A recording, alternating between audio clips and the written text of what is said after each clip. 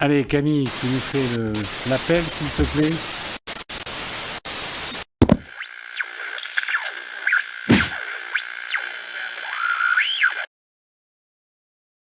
Mathieu Pietri. Corinne Lemeu. Yann Pertuizel. Christine Sicardi. Thomas Bergère. Sophie Suras. Stéphane Piratini. Maëva Gautelier. Joseph Cassaro. Roger Mossé. Dominique Bièche. Alain Auxerre. Pierre Maroc. François Degnaud. J'ai un pouvoir. Evelyne Louis. Véronique Garnier. Catherine Bienfait. Marie-Christine Rodriguez. Catherine Foulon. Marie-Pierre Vicello. Florian Paris. Présent. Christelle Kégine. Patricia Coty. Jean-François Kerr. Julien Esterini. Présent. Hervé Kella. René Alberici. Philippe Canobio. Geneviève Martin. Saïd Achache, pardon. Michel Dechaud. Le quorum est atteint. Merci Camille. Vous l'avez vu, la caméra marche. Le conseil municipal de ce soir, il n'échappe pas à la règle puisqu'il sera lui aussi filmé. Chers collègues, je tenais vivement à remercier les organisateurs de la 29e édition des Journées des Plantes dans les Jardins d'Albertas. Un événement qui ne cesse de monter en puissance avec plus de 20 000 visiteurs, 185 exposants et de nombreux conférenciers, artistes, voire animateurs. Alors, tout simplement, rendez-vous l'année prochaine pour la 30e édition. Félicitations également aux organisateurs des Boucles Bel Air, qui ont pu reprendre du service après 2 années de Covid. Malgré une forte concurrence dans le département, notre course au cœur de la nature, pour les grands comme pour les petits, a su trouver son public. Je souhaite également rappeler l'importance du devoir de mémoire dont la commune s'est montrée plus que digne, avec l'organisation de cérémonies patriotiques de grande qualité à l'occasion du 8 mai dernier. Merci à tous pour votre présence et je vous donne rendez-vous ce vendredi à 18h, square Jean Partiot, à La Salle, pour la Journée nationale de la Résistance. Merci aussi aux organisateurs du carnaval tant attendu. Après 2 annulations Covid et une météo, ça fait 3 annulations, nous savions qu'il fallait être patient pour aller en Polynésie, mais je ne pensais pas à ce point-là. Les services municipaux ont prêté une précieuse assistance dans la confection des chars et je souhaitais le souligner. Enfin, je veux remercier l'association Initiative Pays d'Aix, ça a changé, qui a tenu son assemblée générale sur la commune pour l'accompagnement de qualité et financier en faveur de nos créateurs d'entreprises. Ce ne sont pas moins de 16 chefs d'entreprise qui ont pu bénéficier de cet accompagnement gratuit au cours des 2 dernières années et qui se sont vus remettre à l'occasion de la soirée un chèque symbolique rappelant le prêt d'honneur reçu lors de leur lancement. Le conseil de ce soir traitera de subventions auprès du conseil départemental dans le cadre des travaux dits de proximité. Nous ferons également un point sur la question des compétences métropolitaines remises en cause par la loi 3DS. Jazz sous les étoiles vous propose un concert hommage à Cindy Bécher. Rendez-vous pour les amateurs vendredi 3 juin à 20h à l'espace Jean d'Ormesson pour profiter de ce merveilleux moment. Les bouquets ont adopté la désormais traditionnelle fête des voisins, généralisée et encouragée sur la commune lors du précédent mandat. Comme de nombreux autres Français, tout le monde se retrouve dans la rue, une cour, voire un jardin pour partager ce que chacun a apporté à manger et à boire, pour discuter, rire et danser. Et surtout échanger, se faire des sourires. Nous sommes dans une commune à taille humaine.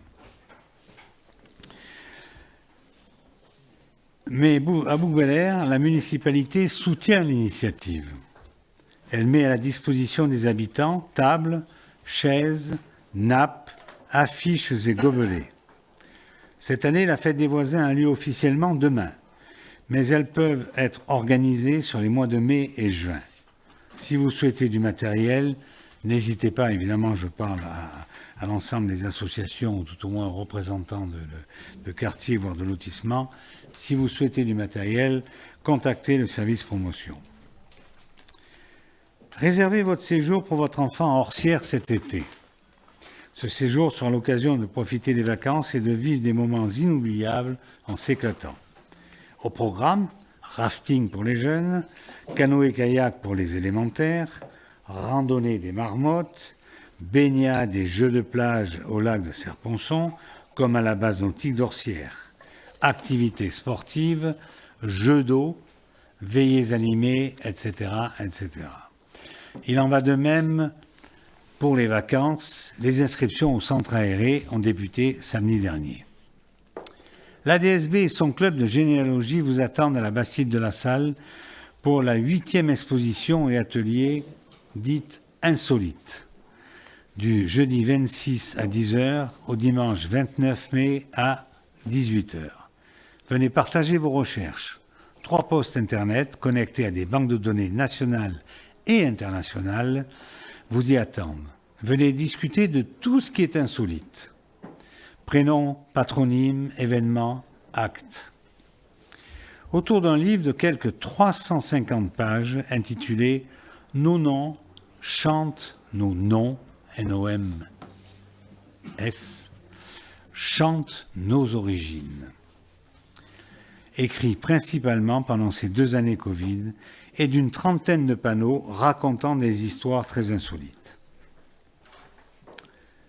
Face au succès de notre première soirée, samedi à la Bergerie, dans le cadre de guinguettes en plein air, je vous invite le 10 juin prochain à venir en profiter, mais à la salle cette fois. Vous aurez la chance d'assister à la reprise du trio Monsieur Orange. Il faudra ensuite patienter jusqu'au 17 et 18 juin pour découvrir le cinéma en plein air avec La gloire de mon père et Shrek, place de l'Hôtel de Ville ici même. Événement tant entendu. Les 21e rendez-vous musicaux dans les jardins d'Albertas avec l'Orchestre Philharmonique de l'Opéra de Marseille, mardi 28 juin à 21h. L'association Sculpture et Art du Feu vous invite à son exposition au château du 26 au 29 mai, réalisations exposées autour des matériaux suivants, la céramique, le raku, la sculpture, en pierre comme en bois. Et puis, je le dis puisque je suis un dictateur, je vous propose de faire un groupe de travail pour les illuminations de Noël réglementées par le marché passé.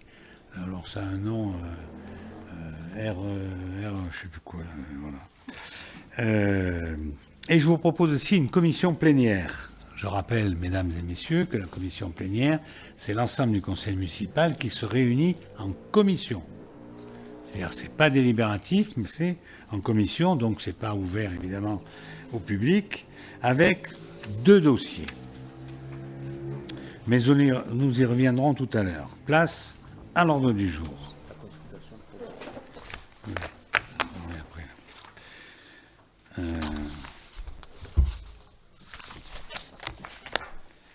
Alors évidemment, nous allons commencer par l'éternelle adoption du compte-rendu de la dernière fois. Je rappelle que le conseil municipal est filmé, qu'il peut être vu sur le site, donc in extenso, donc le compte-rendu qui est obligatoire en vertu de l'article L 2122-17 du Code général des collectivités territoriales, ne fait que reprendre les décisions qui ont été arrêtées. Est-ce qu'il y a des observations, des commentaires là-dessus? Il n'y en a pas, on le considère comme adopté. Je vous remercie. Ensuite, nous avons... Je vais passer à ça. L'information en vertu de l'article L 2122-22 du Code général des collectivités territoriales. Alors, il y a 4 décisions. La numéro 3 du 14 avril, qui est une convention avec le Conseil départemental des Bouches-du-Rhône pour l'édition des Boucles Bel Air le 15 mai. La décision numéro 10 du 10 mai, nomination de régisseurs titulaires et de mandataires suppléants pour la régie de recettes événements.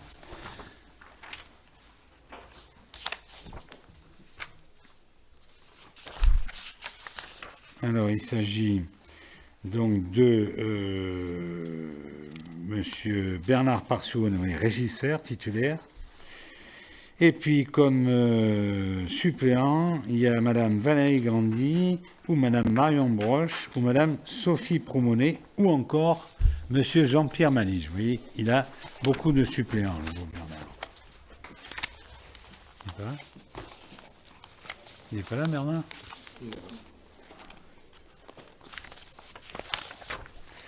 Ensuite, nous avons la décision numéro 12. Pardon, la 11 d'abord. Il s'agit d'un régisseur titulaire et de mandataire suppléant pour la régie d'avance promotion de la ville. Alors là, la 11. Alors je vous ai fait la 11 et j'ai pas fait la 10 par contre. Alors j'ai pas la 10.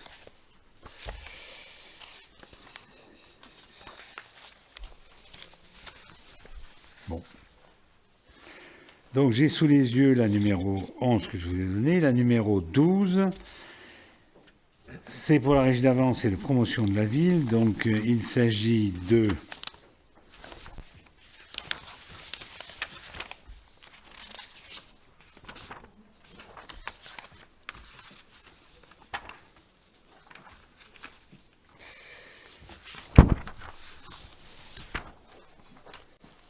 bon là il me manque une page. Bon, si vous souhaitez le savoir, demandez à l'administration, monsieur le DGS se fera un plaisir de vous dire ce qu'il en est.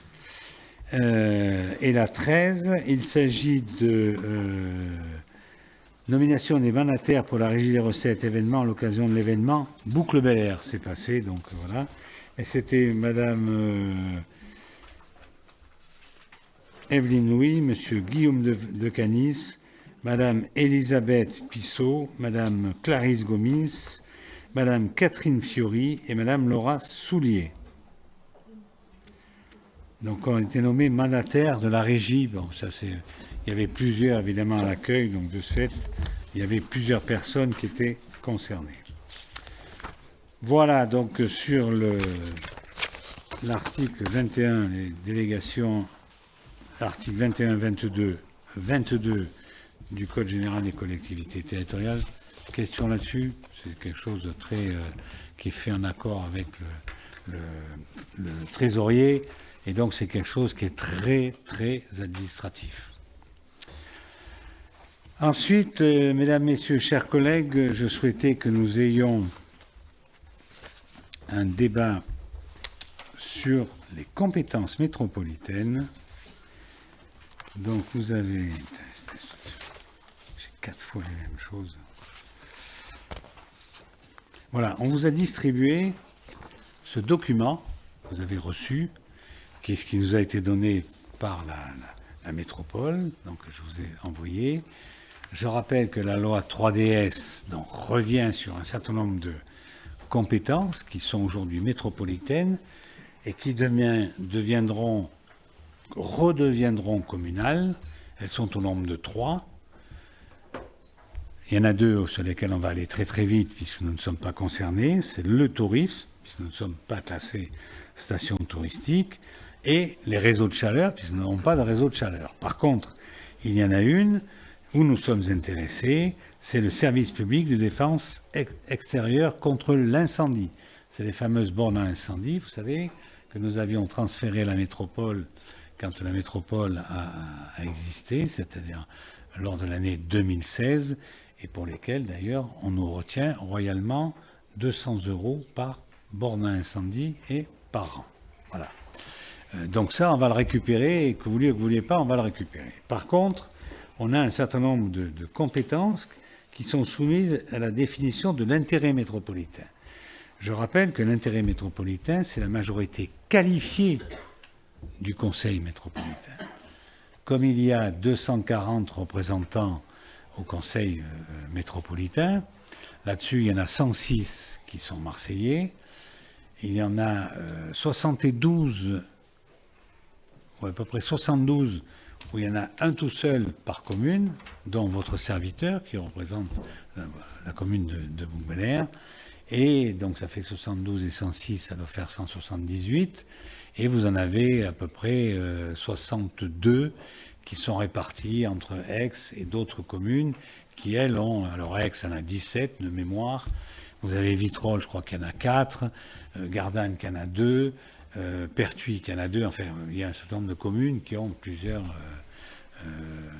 plusieurs conseillers métropolitains. Mais bon, à la limite, on s'en fout. Mais je voulais vous montrer ce que ça donne. On est 1 contre 240. Je veux dire, voilà. Donc, le représentant de Montbéliard n'a pas tellement voix au chapitre, si ce n'est peut-être qu'il arrive à ouvrir sa bouche, voilà, parce que ce n'est pas des choses qui l'émeuvent beaucoup. Mais on va avoir le problème de la voirie.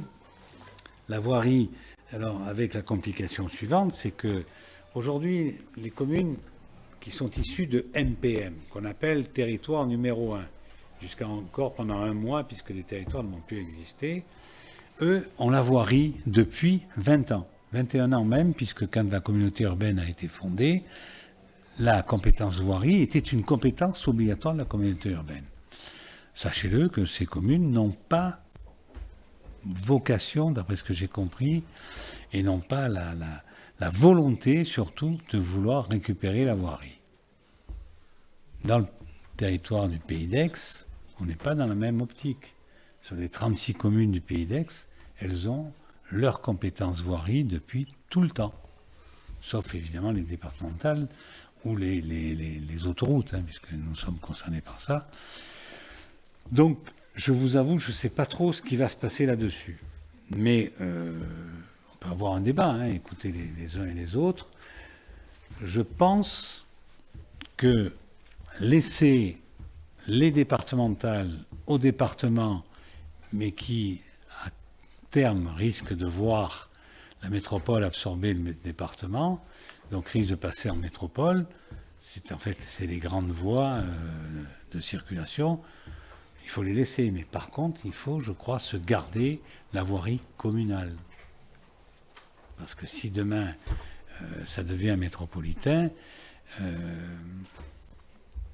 je pense que quand on voit l'état de la voirie à Marseille, on peut se dire que Marseille passera peut-être avant nous. Voilà. Donc et sachez que si nous n'avons pas la compétence, on pourra, même si on veut payer, le trésorier peut refuser de payer une facture en disant que ce n'est pas de votre compétence. Donc ça veut dire que si on commande la réfection de telle ou telle route, eh bien le trésorier peut dire, monsieur le maire, vous avez beau m'ordonner, ce n'est pas votre compétence, je ne paierai pas cette facture. Donc c'est quelque chose qu'il faut savoir.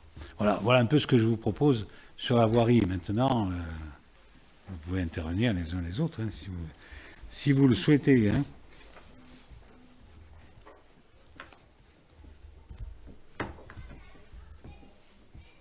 Qui ne dit mot consent? Merci. Alors par contre, les voiries supportant un service de transport collectif en site propre, là, dans ce cas-là, ça reste de compétence métropolitaine ou départementale. Tout ce qui est voie verte, voirie en mode doux, enfin, etc., ça peut être... Encore faut-il que le conseil de métropole se soit défini avant le 31 décembre. Mais c'est quelque chose qui, si jamais il définit comme étant le conseil métropolitain comme étant de compétence, telle voirie de compétence métropolitaine, il peut déléguer à la commune par convention la compétence pour tout ou partie. Donc ça, c'est aussi des choses qui sont intéressantes. Et ça, le Conseil de métropole devra se prononcer avant le 31 décembre 2022. Sur la gestion des eaux pluviales urbaines, si vous souhaitez intervenir, demandez-moi la parole. Allez-y, monsieur, il suffit que vous me demandiez. Oui, monsieur le maire, merci de me donner la parole. Je vous remercie de ces explications parce que je dois dire que le document qui a été transféré, j'y comprenais pas grand-chose. Bon, c'est peut-être pas très malin, mais c'est pour ça que je suis dans l'opposition, mais bon, si vous pouviez expliciter un peu le sens du document, parce que je dois dire que sur ce que vous dites sur la voirie, je suis tout à fait d'accord, mais je ne retrouve pas très bien mes petits là-dedans. Il y a d'abord 2 tableaux avec des croix ou quelquefois des cases en bleu ou des cases en noir. Je ne sais pas ce que vous attendez de nous exactement comme commentaire sur ces documents, parce que après il y a 2 plans ambition et puis CL, CET, je ne sais plus quoi. Bon, ce sont des objectifs, mais je vois rien de précis, donc je ne sais pas très bien ce qu'on peut dire. Donc on attend effectivement plutôt vos commentaires et puis votre analyse de ce document et la façon dont ça va se passer à la métropole. Ce qu'est là, moi je souhaite que l'ensemble des élus de la commune de Bel-Air s'expriment là-dessus. Après, moi je vais porter ce qui sortira de ce débat. On va aborder un petit peu plus loin l'histoire de la piscine, par exemple. L'histoire de la piscine, je vais être un petit peu plus précis là-dessus, ce que je vois arriver, parce qu'il y a des stratégies à avoir. Mais peut-être, alors, je vais avant de passer à la piscine, parler du pluvial. Bon, le problème du pluvial, on a connu, où on nous a royalement redonné, par convention, 30 000 € pour gérer le pluvial. Le pluvial, il peut y avoir un souci, et un gros souci, à la suite de grosses pluies ou n'importe quoi, il peut se passer quelque chose, eh bien, nous n'avons pas les moyens d'intervenir. Donc, le pluvial, malheureusement, c'est une compétence qui va être soumise à l'intérêt métropolitain. Le conseil de métropole va... voilà, donc là, je ne peux pas encore vous dire, mais en tout cas, je vous donne un peu ma position. Je préférais, de loin, que l'on garde le pluvial. Au moins, on est maître de notre action. Et s'il faut intervenir, il y a quelque chose... Alors, je vais vous donner un exemple. Tout à l'heure, nous l'avons évoqué, parce qu'il y a eu une fête des voisins hier soir, à cet endroit-là. Vous allez traverse la Pinède. Traverse de la Pinède, ça fait plus d'1 an que l'eau coule.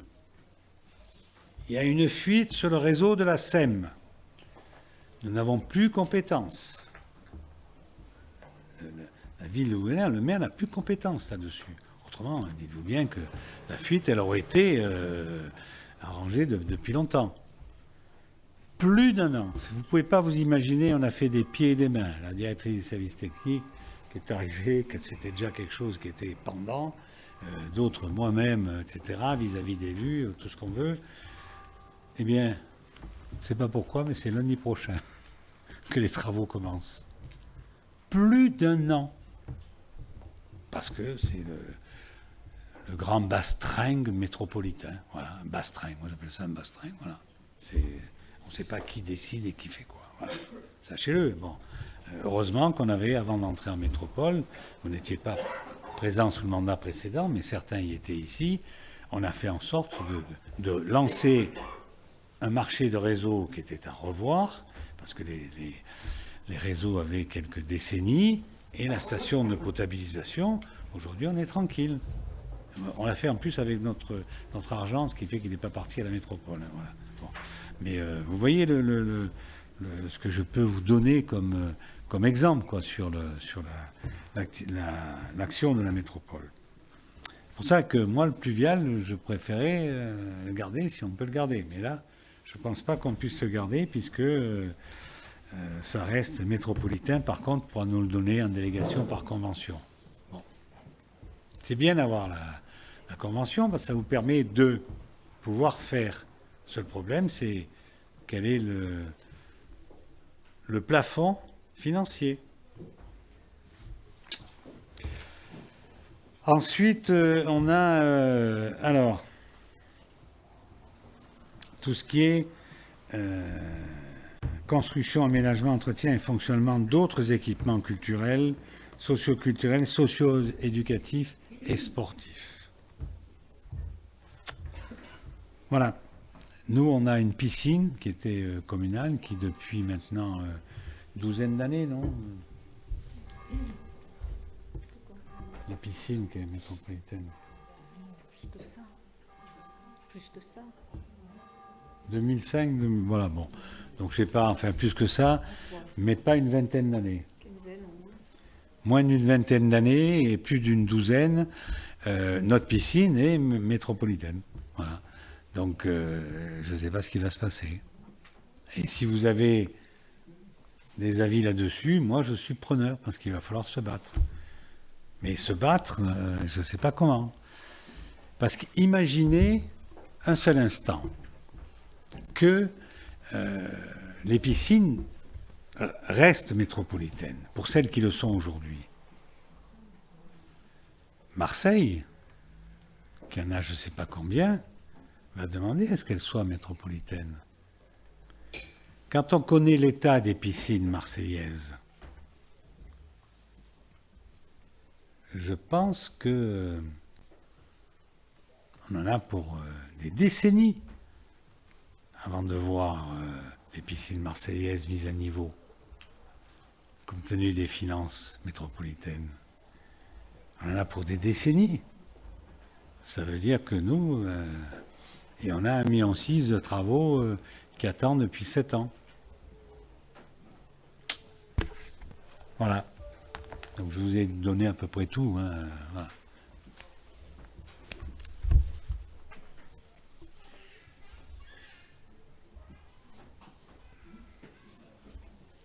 Si quelqu'un souhaite avoir la parole, il l'a. Hein.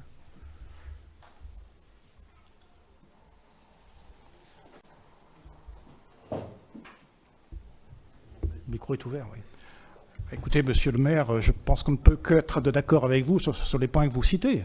Maintenant, comme vous dites vous-même qu'à la métropole, vous n'avez guère de moyens d'action, seul contre... combien vous avez dit, je ne sais plus.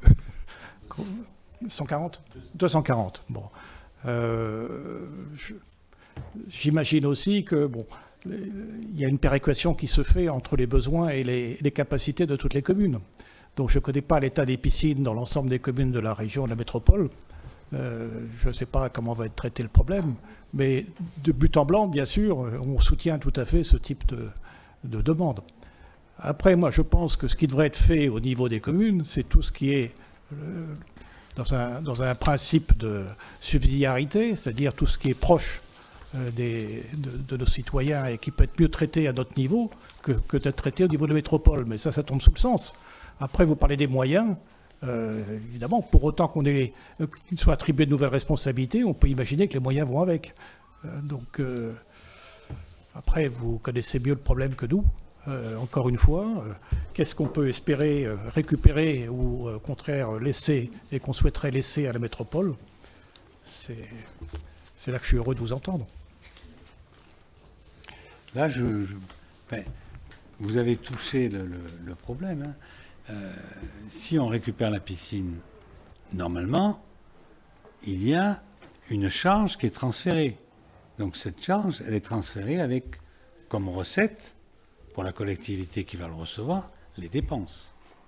Aujourd'hui, la piscine coûte, je vais dire, ne prenez pas pour argent comptant les chiffres que je donne, hein, parce que peu importe le chiffre, mais elle coûte 1 million d'euros par an à la métropole. Parce qu'il y a du personnel, parce qu'il y a ceci, cela, etc. Ça veut dire que le personnel, on va le prendre pour gérer la piscine, c'est ça le transfert. Et en même temps, on prendra 1 million d'euros. C'est comme ça que ça se passe. Aujourd'hui, je ne sais pas. Les discussions n'ont pas... j'ai soulevé le problème, hein, mes discussions, et je ne suis pas le seul, vous en doutez. Hein, bon. On n'a pas avancé. Bon, sachez-le. Qu'est-ce qu'il y a encore ?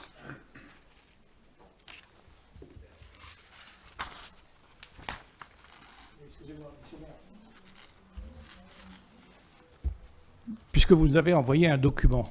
Ce document, il est quand même très abscon. Donc j'aimerais savoir ce que vous souhaitez qu'on fasse avec ce document.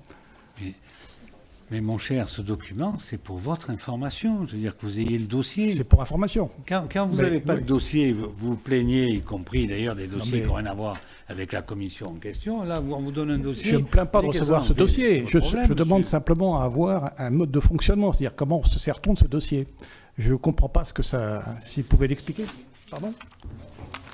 Mais, Oui, cher monsieur, si vous avez, vous vous avez demandez votre droit support. à de la formation. Mais, oui, monsieur Vous le maire. avez choisi vous-même de prendre une mais- formation tout seul. Bon, très bien. Mais comprenez-moi bien, ma question n'est pas Pardon comprenez-moi bien, ma question n'est pas polémique. Je dis simplement que je vous remercie de nous avoir transmis ce dossier. Nous ne comprenons pas bien comment on peut vous aider avec ce dossier. Pas- Donc on est prêt, vous n'allez pas m'aider.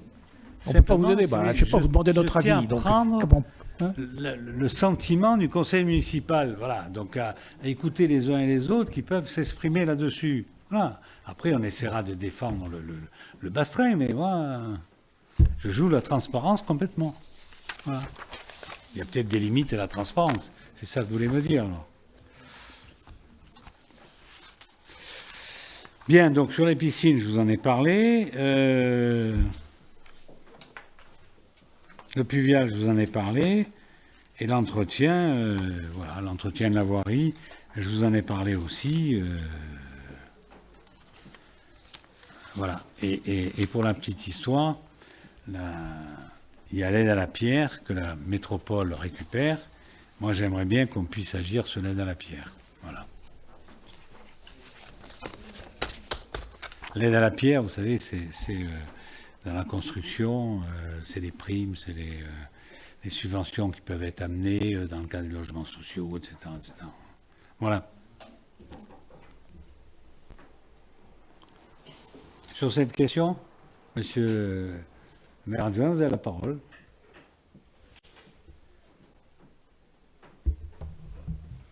Oui, c'est sur un autre sujet, c'est évidemment un sujet qui concerne la sécurité et la prévention de la délinquance. Est-ce que c'est un sujet qui risque de nous échapper ou est-ce que grâce à la OSIGV, on va pouvoir le conserver Merci Jo de poser cette question. Grâce au SIGV, on l'a conservé au titre du SIGV, avec le CISPD qui s'est transformé avec une troisième, qu'on avait au départ, hein, avec une troisième commune. Là, c'est une compétence qui est de droit à la métropole. Mais on a montré par l'action du SIGV qu'en matière de prévention de la délinquance, on savait faire et que vraisemblablement, si on était passé à la métropole, on aurait beaucoup moins bien. Voilà, j'en dis pas plus, mais voilà. Donc le préfet ne nous a pas enlevé cette compétence et au contraire, on a eu un blanc-seing là-dessus. Donc on continue. Hein.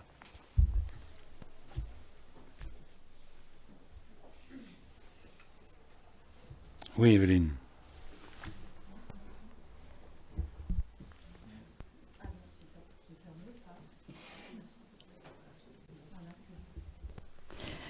Alors, juste à propos de la piscine, donc si on reprend la compétence de la piscine, donc tout ce qui est les charges vont revenir à la mairie.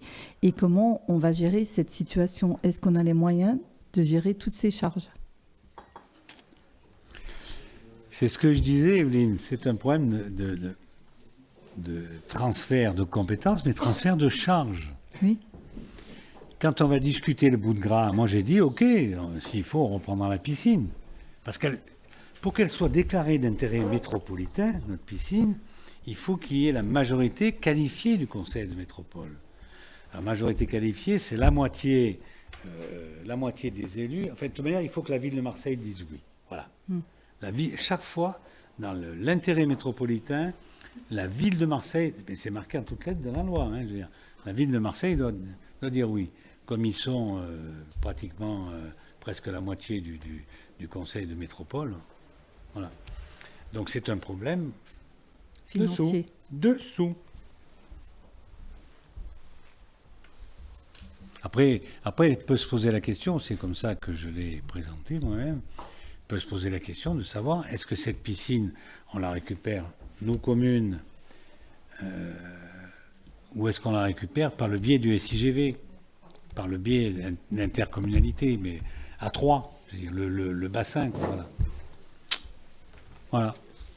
Donc je pense qu'on aura l'occasion de s'exprimer, mesdames et messieurs les élus, de s'exprimer ou de vous exprimer là-dessus d'ici la fin de l'année, hein, parce que les choses vont aller vite. OK? Très bien. Allez, merci.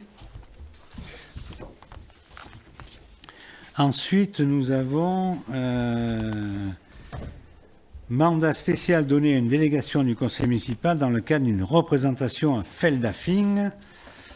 Alors, vous savez que le maire et quelques Feldafingnois, je ne sais pas comment on appelle les habitants de Feldafing, je ne me lancerai pas pour le dire en allemand, donc sont venus au mois de novembre, si je me souviens bien. Là, il vous est proposé, sur leur invitation, d'y aller du 30 septembre au 4 octobre. Et voilà, dire que la prise en charge, là, il faut qu'on désigne aussi les membres, hein, c'est ça? C'est ça. Nominativement dans la délibération. Nominativement dans la délibération. Donc, moi, je vous propose qu'il y ait les membres du conseil d'administration du comité de jumelage. Est-ce que vous pouvez me donner les noms, s'il vous plaît, que j'oublie personne? Louis. Madame Louis. Foulon. Madame Foulon. Vous, moi, Monsieur Canobio. Mathieu Pietri. Canobio. Votre serviteur Canobio. Donc je vous propose qu'il y ait un représentant de l'autre liste d'opposition, comme ça on n'en parle plus, que tout le monde soit représenté. Est-ce que vous avez un nom? C'est du 30 septembre au 4 octobre. Alors, Monsieur Keïla, donc vous serez marqué dans la délégation, dans la délibération. Ne vous étonnez pas. Voilà. Ça s'appelle un mandat spécial. Mais ça ne vous coûtera rien, c'est la commune qui prend en charge les frais. Ça vous convient? C'est bon? Unanimité? La délibération, c'est de savoir si les frais étaient pris en compte, c'est ça? Ça s'appelle un mandat spécial. Oui, mais enfin, j'ai pas bien compris.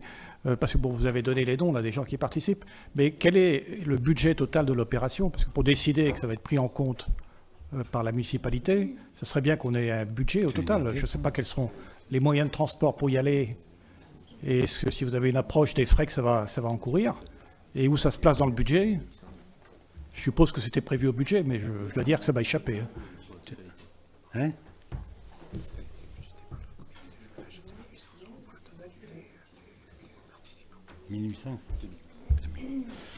Voilà, donc on me dit 2800 € pour la totalité des participants. Combien, pardon, j'ai pas entendu? 2800 €. 2800 € au total. Voilà. Et un avion entre Marseille et déplacement en avion compris. Ouais. Ouais. Bon, ça me paraît pas excessif. Pardon? Ça ne me paraît pas excessif. Ça me paraît... Non, mais la commune de Feldafing nous reçoit aussi. Hein. Ouais. Comme nous, on a reçu... vous n'avez pas les frais à payer Allemands. localement. D'accord. Voilà. Ensuite, la délibération... Donc, je considère qu'il y a unanimité sur la délibération numéro 4. OK, merci. Délibération numéro 5, acquisition d'un logement d'une superficie d'environ 47 mètres carrés et d'un garage, résidence Les Florentines, à l'établissement public foncier. C'est ce fameux logement qu'on avait, sur lequel l'EPF, sur notre demande, avait préempté. Donc il vous est proposé de le récupérer maintenant. Hein. Voilà, pour la somme de 162 000 €. Avec les frais, ça nous fera 168 764,39 €.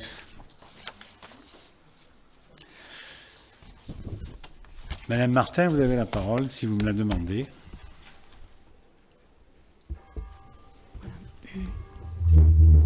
Merci, monsieur. Pardon. Merci, monsieur le maire. Le coût de cette acquisition paraît élevé pour un logement de 47 mètres carrés et un garage. Ça fait à peu près 3 500 € le mètre carré. Ça paraît quand même un peu cher pour un appartement, et notamment pour un logement social. Dans le chapeau du rapport, il est dit que la commune a déjà acquis 2 logements dans la même résidence, la résidence Les Florentines. Je voulais savoir à quel prix les 2 logements avaient été acquis, si c'était le même prix au mètre carré. Ensuite, cette opération qui se déroule en 2 temps génère un surcoût, puisque donc l'établissement public foncier a acquis le logement pour 162 000 € et que la commune va le racheter pour environ 169 000 € plus les frais. Ça fait un surcoût pour la commune de 9 000 € hors les frais de notariés. Je voulais savoir aussi pourquoi le préfet a refusé de déléguer le droit de préemption à la commune et l'a accordé à un établissement public foncier, enfin l'établissement public foncier PACA. Et est-ce qu'il n'y a pas un risque que la préfecture retoque cette délibération lors du contrôle de légalité, puisque la commune contourne de cette façon la décision de refus qui lui avait été notifiée? Voilà. Rassurez-vous, il n'y a aucune raison pour que le préfet défaire cette délibération, parce que pour l'instant, les communes sont libres de leur gestion, mais nous n'avons plus le droit de préemption depuis la carence. Donc c'est le préfet qui a le droit de préemption et il a accepté de le donner, et c'est comme ça qu'il fait, à l'EPF. Non, mais parce qu'à l'époque, nous avions le droit de préemption, la commune. Aujourd'hui, avec la carence, nous n'avons plus le droit de préemption. Donc c'est le préfet qui l'a. On lui a demandé d'exercer ce droit de préemption. Pourquoi? Pour la bonne et simple raison, c'est que moi je l'ai toujours dit, mon prédécesseur avait permis à la SFHE de vendre les appartements des Florentines à des prix qui sont fort intéressants. Parce que 3500 du mètre carré, je peux vous dire qu'on est loin du compte pour le truc. Aujourd'hui, ça se vend, alors pour du neuf, je vous l'accorde, mais l'ancien, c'est légèrement inférieur, ça se vend entre 5 et 6 000 du mètre carré à Bouc-Bel-Air. Donc vous voyez, 3005, on est... Voilà. Mais pourquoi nous avons cette attitude depuis 2014 de préempter systématiquement? Je leur ai dit, alors maintenant ils ne vendent plus rien, c'est facile, hein, mais de préempter systématiquement, parce que chaque fois qu'un bien comme ça est vendu, il sort du nombre de logements sociaux. Bon, vous me direz au bout de 5 ans, mais comme on est en déficit et qu'on essaie de pédaler pour rattraper ce déficit, là on ne fait que l'agrandir, le déficit. Donc à un moment donné, il n'y a pas de cohérence. C'est pour ça qu'on interdit. Et alors c'est vrai qu'un bailleur social préfère vendre un appartement, un logement à Bouc-Bel-Air plutôt qu'un logement à Port-de-Bouc. Je veux montrer personne, mais simplement à Port-de-Bouc, parce que le prix du foncier n'est pas le même. Donc on vend plus cher ici, mais à Port-de-Bouc, ils sont largement, ils ne peuvent pas être carencés, ils sont largement au-dessus des 25%. Donc ça ne vaut pas grand-chose, et ils ne cherchent pas à les vendre. Mais par contre, chez nous, ils le vendent volontiers. Voilà. Alors après, ils nous disent, mais on vous en fait à la place. Ouais, t'es crazy. Je ne suis pas né dans la pluie, tu m'en vends un si tu m'en fais un. Bon, le solde, pour moi, il est... voilà. Par contre, vous pouvez en faire. Si vous souhaitez en faire, vous pouvez. Voilà. Mais arrêtez de vendre vos logements. C'est pour ça qu'on préempte. Et après, on les reconventionne. C'est-à-dire qu'elles reviennent. Alors, il faut un certain nombre de mois pour que la métropole nous conventionne les logements en question. Voilà. Mais comme pendant 5 ans, ils restent et qu'ils sont reconventionnés, ça comptera toujours comme logement social. Et évidemment, comme ils sont conventionnés, ça correspond on ne peut pas le louer à n'importe qui, il faut que ça corresponde évidemment aux gens qui peuvent avoir un logement social. Voilà le truc. Là où vous avez raison, je vous l'accorde, c'est qu'on perd 8000 balles de frais d'acquisition par l'EPF qu'on n'aurait pas payé. Mais après, je vous dis, le préfet, il ne nous donne pas le droit de préemption, il ne nous le donne pas. On arrive à le faire exercer, mais pas par nous. Regardez, en 2004, vous me direz que c'était une autre somme, hein, mais la préemption avait été exercée sur le Bel-Ombre. C'est l'EPF qui a la propriété des hectares de Bel-Ombre. Et l'EPF a d'autres terrains. Une fois par an, on vous le dit, on fait c'est Yann Pertuzel qui le fait d'ailleurs, fait la liste de tout ce qui appartient à l'EPF sur la commune. Donc vous le savez. Voilà. Plus de questions. Donc je mets aux voix cette délibération. Est-ce qu'il y a des voix contre? Est-ce qu'il y a des abstentions? Il n'y en a pas. Donc unanimité. Je vous remercie. Ensuite, comme notre ami Pertuzel n'est pas là aujourd'hui, je vais être dans l'obligation de me de rapporter ces dossiers. Donc, vous avez... Il n'y en a qu'un? Il me semblait qu'il y en avait deux, non? Ah, c'est ça, d'accord. Ah oui, il y avait celui-là, d'accord. Bien, donc il s'agit de la cession du chemin piétonnier situé entre le chemin de la transhumance et le parking complexe Greenhut. Nous avons délibéré le 25 avril là-dessus, sur ce principe, mais nous n'étions pas assez précis, paraît-il, donc il nous faut redélibérer en expliquant qu'en fait, ça va être un peu compliqué parce qu'on va vendre le chemin qui nous appartient pas, enfin qui appartient à l'EPF, et le vendre, et après on récupérera la voirie, enfin le cheminement qui sera fait par l'aménageur. Voilà. Bon, rien ne change, c'est simplement une précision par rapport à la délibération du 25 avril. Est-ce qu'il y a des questions là-dessus? Pas de questions. Je mets au voie cette délibération. Est-ce qu'il y a des voix contre? Il n'y en a pas. Des abstentions? Non plus. Unanimité? Je vous remercie. Ensuite, nous avons Sophie Suras qui va nous parler d'une demande de subvention au titre des travaux de proximité.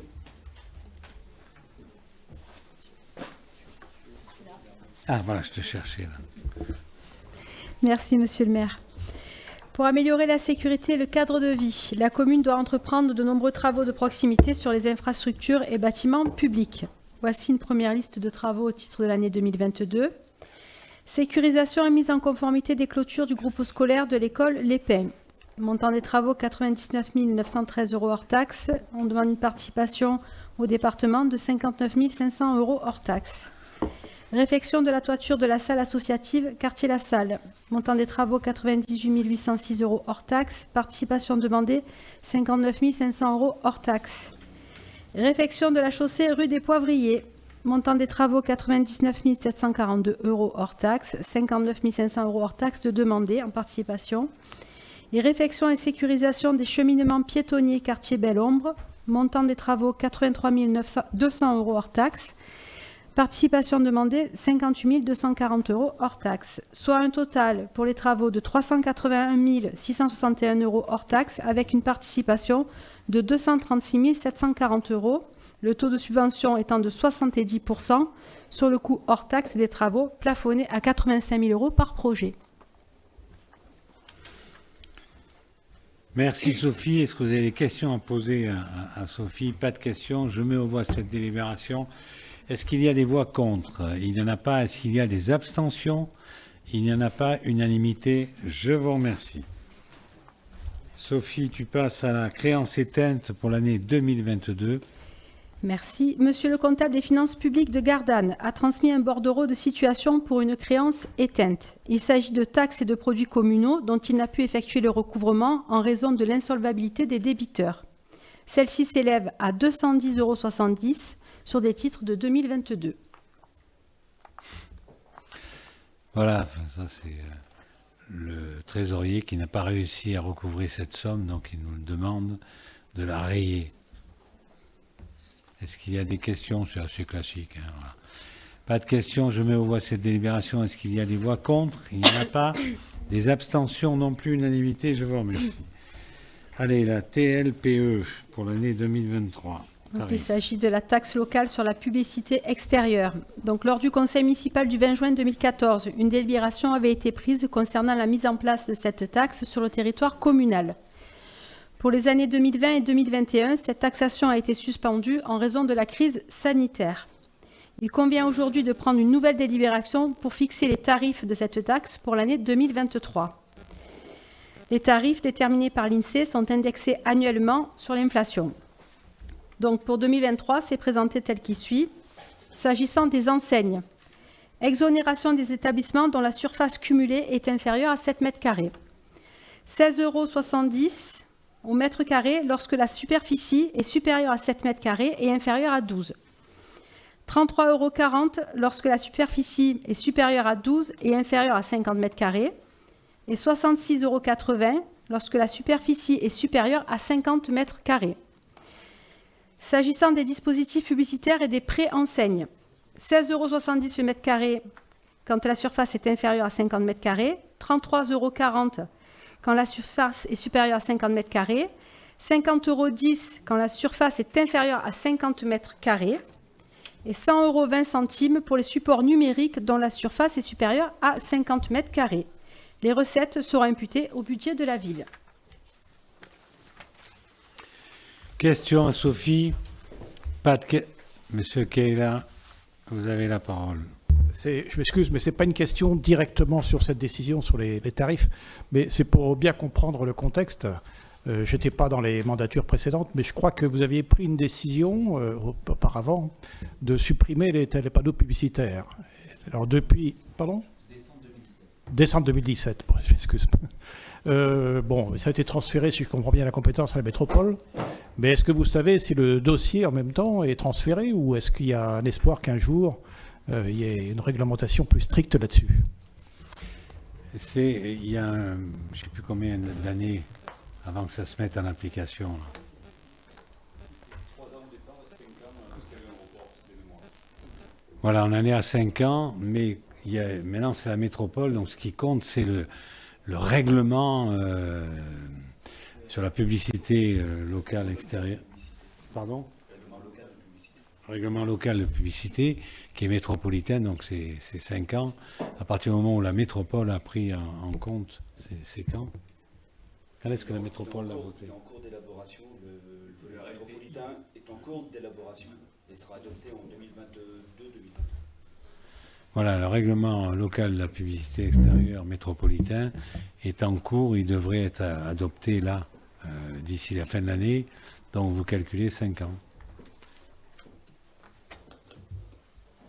Encore, on a chargé la mule avec la métropole. Est-ce que vous avez d'autres questions? Pas de questions, donc je mets au voie cette délibération. Est-ce qu'il y a des voix contre? Il n'y en a pas. Est-ce qu'il y a des abstentions? Non plus. Unanimité, je vous remercie. Simplement, on avait suspendu les recettes pendant 2 ans à cause du Covid. La commune a suspendu les recettes et là, on les remet. Allez, on va écouter la douce voix de Dominique Bièche qui nous arrive de très très loin et qui va nous parler du renouvellement de la candidature au label Territoire engagé. Oui, en matière de développement durable, il existe un label qui s'appelle Territoire engagé pour la nature et qui est essentiellement axé sur la reconnaissance des actions menées par les collectivités en matière de préservation de la biodiversité. Et à ce titre, la ville de Bouc-Bel-Air avait obtenu en 2019 ce label, récompensé par 3 libellules, que vous voyez probablement à l'entrée de notre ville, sur une échelle de 5. Sauf que ce label, il a une durée de validité de 3 ans, donc il faut qu'au bout de 3 ans, le renouveler en faisant la preuve que l'on a mené de nouvelles actions dans le domaine de la préservation de la biodiversité. Donc un certain nombre d'actions sont en cours, la débétonisation des cours d'école, la rénovation du giratoire Yorghi-Colli dans le cadre de l'opération Provence Verte, la création d'une maison de la nature et d'autres actions sont à venir, également en matière de, on en a déjà parlé, réactualisation de l'atlas de biodiversité, de la création d'îlots dans ce domaine. Donc il est proposé au conseil municipal de renouveler cette candidature. Alors les libellules disparaissent à ma connaissance, mais le label reste. Donc il est proposé au conseil municipal de déposer un nouveau dossier de candidature pour obtenir ce label pour les 3 ans qui viennent. Merci Dominique. Est-ce que vous avez des questions à poser à Dominique Bièche? Pas de questions. Je mets au voie cette délibération. Est-ce qu'il y a des voix contre? Il n'y en a pas. Est-ce qu'il y a des abstentions? Il n'y en a pas non plus. Unanimité. Je vous remercie. Mesdames, Messieurs, chers collègues, nous allons passer au... Ah pardon, Marie-Pierre, je t'ai oublié, excusez-moi Marie-Pierre. Oui. La création d'un comité social territorial avec formation spécialisée. La parole est à Marie-Pierre Vitiello. Merci Monsieur le maire, c'est parce que ce soir j'en ai qu'une, c'est pour ça. Donc, le comité technique et le comité d'hygiène et sécurité, comme vous le savez, sont deux instances qui ont pour but de promouvoir le dialogue social. En effet, le comité technique, appelé CT, émet un avis sur l'organisation générale des services et les conditions de travail des salariés. Le comité d'hygiène et sécurité, conditions de travail, communément appelé CHSCT, est un outil plaidant en faveur de l'hygiène et la sécurité au travail. Dans le but de promouvoir un dialogue social plus stratégique et plus efficace, dixit la nouvelle loi, dans le respect des garanties des agents publics, la loi du 6 août 2019 modifie l'organisation de ces instances consultatives. Ces deux instances sont maintenant regroupées en une seule instance appelée Comité social territorial, CST, avec formation spécialisée. La commune de Bouc-Bel-Air n'était pas dans l'obligation d'ajouter la formation spécialisée, l'ancien CHSCT en fait, la partie CHSCT, car son nombre de salariés est en dessous de la norme fixée par la loi, qui est de 200. Donc, la loi impose cette mise en application pour les communes de plus de 200 salariés. En moyenne, la commune de Bouc-Bel-Air est à 197 salariés, hors vacataires, on va dire, hors CDD court, emploi de moins de 6 mois. Donc, l'équipe municipale a fait le choix d'inclure la partie formation spécifique dans son organisation parce qu'on est très proche de la frontière de 200 agents. Donc, ce CST est un outil donc, de dialogue social important dans lequel la sécurité au travail a toute sa place et son importance. Donc, afin de maintenir ce dialogue social de façon efficace et une représentativité beaucoup plus exhaustive, le conseil municipal de ce soir vous propose de maintenir le nombre des représentants du personnel au nombre de 5 titulaires et 5 remplaçants, enfin suppléants plutôt, parce qu'on n'est pas dans un match de foot, et de maintenir également la parité numérique avec les représentants de l'employeur, à savoir 5 titulaires et 5 suppléants. Il faut savoir que cette proposition d'organisation a été présentée à l'actuel CT du 4 mai 2022 et a reçu un avis favorable à l'unanimité. J'espère que j'étais claire. Merci Marie-Pierre. Est-ce que vous avez des questions à poser à Marie-Pierre là-dessus? Pas de questions. Je mets aux voix cette délibération. Est-ce qu'il y a des voix contre? Il n'y en a pas. Est-ce qu'il y a des abstentions? Il n'y en a pas non plus. Unanimité. Je vous remercie. Maintenant, nous avons fini avec l'ordre du jour. On m'a signalé qu'il y avait 2 questions diverses. La première question reçue de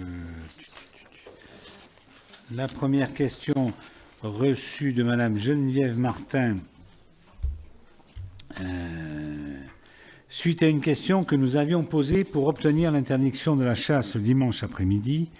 Vous aviez proposé lors du conseil municipal du 15 novembre 2021 la création d'un groupe de travail pour discuter de ce sujet. Plus de 6 mois après, nous n'avons aucune nouvelle de ce groupe de travail, alors qu'il aurait été judicieux, nous semble-t-il, de conclure sur cette proposition avant l'ouverture de la chasse. Pouvez-vous nous indiquer ce qu'il en est sur ce sujet qui intéresse tous ceux qui aiment à se promener dans notre belle forêt? Et on va donner la parole à Jo Cassaro qui va répondre. Merci, monsieur le maire. En effet, je me souviens de la question qui était d'interdire la chasse le dimanche après-midi, qui bien évidemment fait partie de nos centres d'intérêt. L'objectif en fait du groupe de travail que nous avions prévu de mettre en place et qui tend à se mettre en place actuellement est une réflexion qui va être plus large. Une démarche un peu plus consultative, mais de tous les utilisateurs de nos bois, de nos espaces boisés. Cette réflexion aura comme objectif la bonne utilisation, les accès, trouver la bonne solution pour que nos forêts soient harmonieusement utilisées et surtout avec le maximum de sécurité. Donc dans ce groupe de travail qui va enfin pouvoir sortir. Alors on a pris un peu de retard pour la création puisque nous avons la chasse qui a changé de président, donc il fallait leur laisser un peu le temps de se remettre en place et de se restructurer puisqu'ils sont bien sûr au centre des discussions.